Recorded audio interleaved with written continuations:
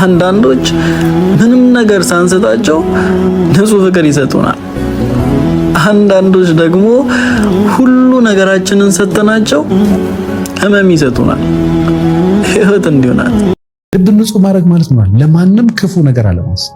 በቃ ቅን ሰው፣ በቃ ቀጥተኛ ጥያቄ ስትጠይቅ ቀጥተኛ መልስ መልስ።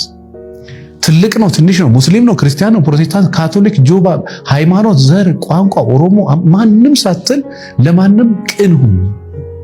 በቃ የትኛውም ሃይማኖት የትኛውም ብሔር ቻይናም ህንድም የትም ሰው ለሁሉም በጣም ቅን ልብ፣ ንጹህ ልብ እመነኝ ያልኩ በህይወትም ይዘንበውን ነገር ታያላችሁና እኔ ብዙ ጊዜ እዚህ መጥቶ እኔን እዚህ ያቆመኝ የኔ ብቃት ወይ ደግሞ የትዳር ኤክስፒሪየንስ ወይ ደግሞ ሪሰርች ወይ ደግሞ ትምህርት ይመስለዋል።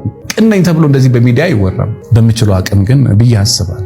እና በህይወታችሁ ዛሬ ለምነ ዛሬ መሰማት ከፈለክ በቃ ልብህን መጀመሪያ ንጹህ አድርግ። በቃ የበደልካቸውን የበደሉን ምናምን በቃ ይቅር ቢያ ነው። አንቺ አይደለሽም ጥፋተኛ፣ እኔ ነኝ። አንተ አይደለም ችግር ያለበት እኔ ነኝ። ሶሪ እኔ ስልክ ላይ እንደዚህ መርጬ ያስቀየምኩት ሰው ማን ይሆን ብዬ በቃ ይቅርታ ለመጠየቅም ልክ ስደውል ተሰድቤ ተነቄ ምንም ተብዬ ያውቃል። በቃ እሺ ሶሪ በቃ አጥፍቻለሁ፣ በማወቅም ባለማወቅ ከኔ በተሻለ እግዚአብሔር ይካስሽ፣ ከኔ በተሻለ እግዚአብሔር ይካስ ብዬ ዘግቼ ያውቃል። አልጠቀመም የሆነ ነገር በቃ የዛኑ ቀን እርግፍ ብሎ ከኔ የወደቀ ይመስል በጣም ነው ቅልል ያለኝ በጣም። ስለዚህ የመጀመሪያም የመጨረሻው በጣም ንጹህ ልብ ይኖራችሁ። ከዛ ውጪ ስትጸልዩ መልሶቻችሁን ወዲያው ማግኘት ከፈለጋችሁ አንተ ለምነ አንተ በጠበቅከው መንገድ መልስ ካገኘ እሱማ አንተ ነው ጎትተህ የምትወስደው ማለት ነው። እኔ ለምሳሌ ይሄንን ኮምፒውተር እግዚአብሔር የሆነ ነገር ብዬ ለመንኩት መዝጋት እንደዚህ ነው። እሱም ይሄንኑ እንዲያደርግ ከፈለኩማ ያይማ የኔ እይታ ነው፣ ያ የኔ ኤክስፔክቴሽን ነው። እግዚአብሔር ደግሞ የሰው ልጅ በአይምሮ ከሚጠብቅበት መንገድ ውጪ ነው የሚሰራው። ለምሳሌ ሚስት ለምን ጌታ ሆይ እባክህን ስራዬን ባርከው ብለህ ካልክ ስራህን የሚባርከው እንዴት ነው? አንተ በጠበቅከው ገንዘብ እንደዚህ አዝንቦልህ ነው አይደለም። ኢንዳይሬክት ነው። በገንዘብ ባርከኝ ብለህ ስትለምነው ቤት ሊሰጥ ይችላል፣ ውርስ ሊሰጥ ይችላል፣ ሰው ሊሰጥ ይችላል። ያም እኮ በረከት ነው። በነገራችን ለማንም ክፉ ነገር አለማሰብ። በቃ ቅን ሰው፣ በቃ ቀጥተኛ ጥያቄ ስትጠይቅ ቀጥተኛ መልስ መልስ። ትልቅ ነው ትንሽ ነው፣ ሙስሊም ነው ክርስቲያን ነው ፕሮቴስታንት ካቶሊክ ጆባ፣ ሃይማኖት፣ ዘር፣ ቋንቋ፣ ኦሮሞ ማንም ሳትል ለማንም ቅን ሁኑ። በቃ የትኛውም ሃይማኖት የትኛውም ብሔር ቻይናም ህንድም የትም ሰው ለሁሉም በጣም ቅን ልብ፣ ንጹህ ልብ እመነኝ ያልኩ በህይወትም ይዘንበውን ነገር ታያላችሁና እኔ ብዙ ጊዜ እዚህ መጥቶ እኔን እዚህ ያቆመኝ የኔ ብቃት ወይ ደግሞ የትዳር ኤክስፒሪየንስ ወይ ደግሞ ሪሰርች ወይ ደግሞ ትምህርት ይመስለዋል። ቅን ነኝ ተብሎ እንደዚህ በሚዲያ አይወራም። በምችለው አቅም ግን ብዬ አስባለሁ።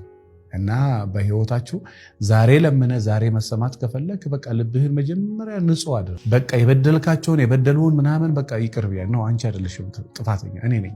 አንተ አይደለም ችግር ያለበት እኔ ነኝ። ሶሪ እኔ ስልክ ላይ እንደዚህ መርጬ ያስቀየምኩት ሰው ማን ይሆን ብዬ በቃ ይቅርታ ለመጠየቅም ልክ ስደውል ተሰድቤ ተነቄ ምንም ተብዬ ያውቃል። በቃ እሺ ሶሪ በቃ አጥፍቻለሁ፣ በማወቅም ባለማወቅ ከኔ በተሻለ እግዚአብሔር ይካስሽ፣ ከኔ በተሻለ እግዚአብሔር ይካስ ብዬ ዘግቼ ያውቃል። አልጠቀመም የሆነ ነገር በቃ የዛኑ ቀን እርግፍ ብሎ ከኔ የወደቀ ይመስል በጣም ነው ቅልል ያለኝ በጣም።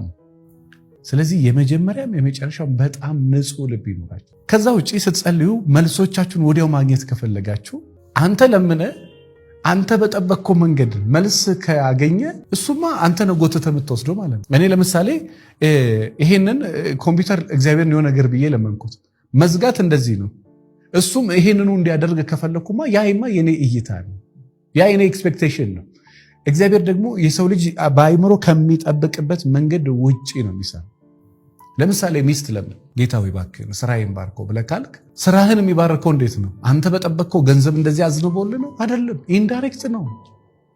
በገንዘብ ባርከኝ ብለህ ስትለምነው ቤት ሊሰጥ ይችላል፣ ውርስ ሊሰጥ ይችላል፣ ሰው ሊሰጥ ይችላል። ያም እኮ በረከት ነው። በነገራችን አንዳንዶች ምንም ነገር ሳንሰጣቸው ንጹህ ፍቅር ይሰጡናል። አንዳንዶች ደግሞ ሁሉ ነገራችንን ሰጠናቸው ህመም ይሰጡናል። ህይወት እንዲሆናል። አንዳንዶች ምንም ነገር ሳንሰጣቸው ንጹህ ፍቅር ይሰጡናል። አንዳንዶች ደግሞ ሁሉ ነገራችንን ሰጠናቸው ህመም ይሰጡናል። ህይወት እንዲሆናል።